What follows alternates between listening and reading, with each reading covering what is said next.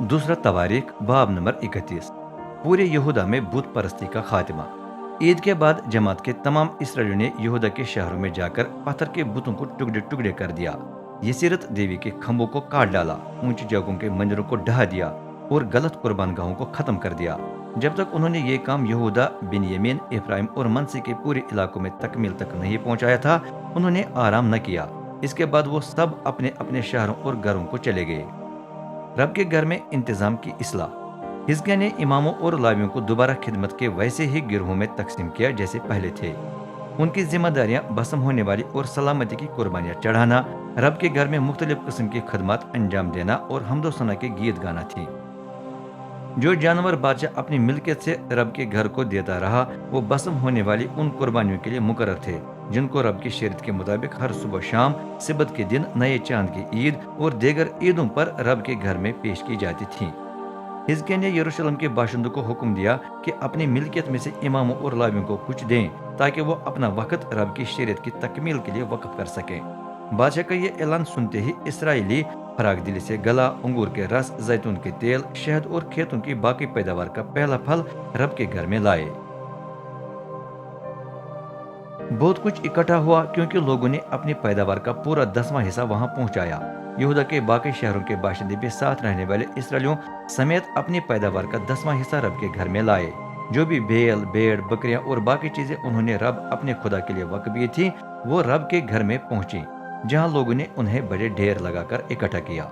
चीजें जमा करने का यह सिलसिला तीसरे महीने में शुरू हुआ और 7वें महीने में इख्तिताम को पहुंचा। जब हिजकिय्याह और उसके अफसरों ने आकर देखा कि कितनी चीजें इकट्ठी हो गई हैं, तो उन्होंने रब और उसकी कौम इसराइल को मुबारक कहा।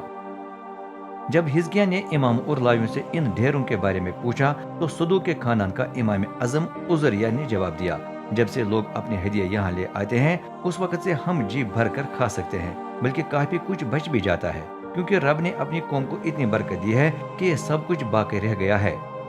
तब हिजकिय्याह ने हुक्म दिया कि रब के घर में गोदाम बनाया जाए। जब ऐसा किया गया तो रजाकाराना हदिये, पैदावार का 10वां हिस्सा और रब के लिए मखसूस किए गए एहतियात उनमें रखे गए। कोननिया लावी इन चीजों का सरदार बना, जबकि उसका भाई सिमी उसका मददगार मुकर्रर हुआ।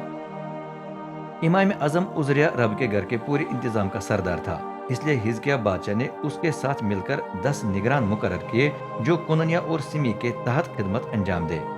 उनके नाम यहियल, अज़जिया, नहत, असाहील, यरीमोत, योजबद, एलीएल, इस्माकिया, महत और बिनाया थे। जो लावी मसीह के दरवाजे का दरबान था, उसका नाम कोरे बिन यमना था। अब उसे रब को रजाकाराना तौर पर दिए गए हदिये और उसके लिए मखसूस किए गए इतिये तकसीम करने का निगरान बनाया गया।